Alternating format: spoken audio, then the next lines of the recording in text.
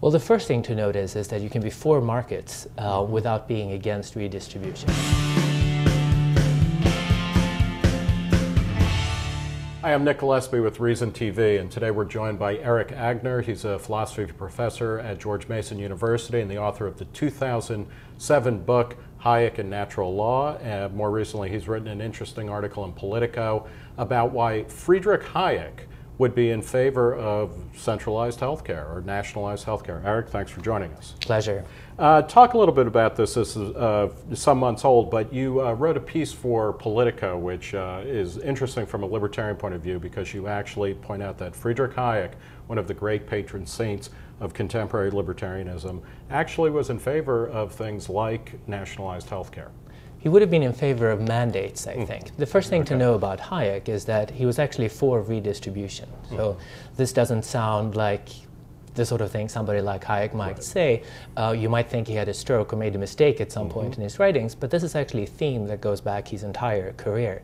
In 1944, in Road to Serfdom, he said something about how he'd always been in favor of a minimum income for all, and the same theme comes back throughout his life. And then in the Constitution of Liberty, which in many ways is considered his magnum opus, he actually talks about welfare payments, minimum wage, but also he signals that he'd be in favor of some kind of universal health care that relies on mandates. Talk a little bit about how does he square that with the idea of maximum individual liberty? Well, the first thing to note is that you can be for markets without being against redistribution. Right? So for Hayek, the central argument for markets, the main reason why markets work so well, has to do with the function of the price system. So Hayek emphasized how forces of supply and demand operate in such a way that prices reflect all sorts of information that any individual member could not have. So, and this also carries through in things like Milton Friedman, who also talked about a guaranteed minimum income at various points, and of course in the 50s popularized the idea or created the idea of school vouchers, and the idea was to create a market in education where there was more choice, and if it wasn't the price system, at least there would be a discovery process by people choosing among different options. That's right. The important thing to know about Hayek is that you must not interfere with the price system unless you absolutely have to. But redistribution is consistent with having a free market operate and the price system function like it's supposed to. What, from a kind of Hayekian point of view, what are the limits on that, though? Because Hayek certainly recognizes that when government got too large, or actually in the Road to Serfdom, he talked about how some planning leads to more planning. Seems to be a natural tendency for the government to grow to a point where it starts choking off market signals, or the politics become such that people are no longer free to act. That's right, and there's a fairly bright line in Hayek's work where he says governments are not allowed to interfere with the price system unless it's absolutely necessary. Once governments start doing that, we're on the road to serfdom. That is, there's a real possibility that we'll descend into some place we do not want to be. But redistribution is okay, and you could even argue that some redistribution makes the markets work more efficiently. And how do you mean by that? So the idea is that the price system works so well because prices contain information that's distributed across the society. If some people are precluded from operating in the market because they don't have any resources, the information that they have access to won't be reflected in prices. And so some degree of redistribution, some limited amount of redistribution, might actually make the price system work more efficiently. Now, to talk about something like Obamacare, I mean, we're less than a year out from its full implementation in January of 2014.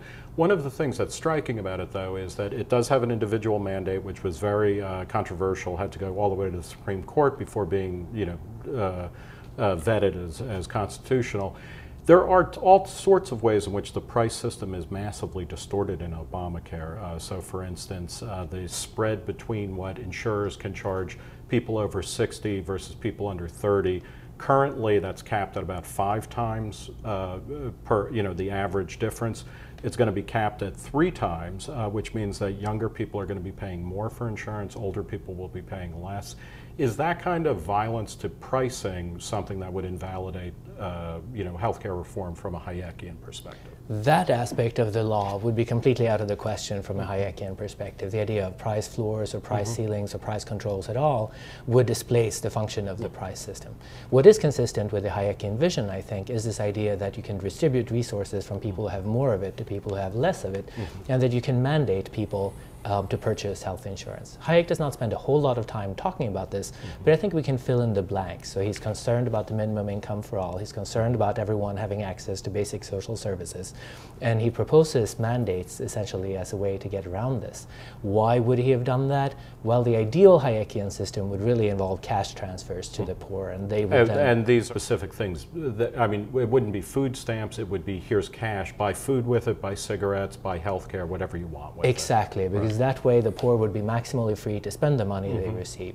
This might be politically unpalatable. This might be part of the reason why Hayek didn't propose it.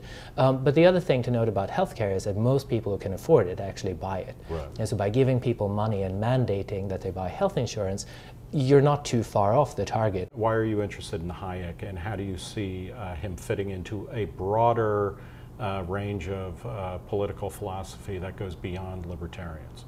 So I originally came to Hayek as a philosopher of science. I was a philosopher of science first, and I was interested in his work in biology and evolutionary biology.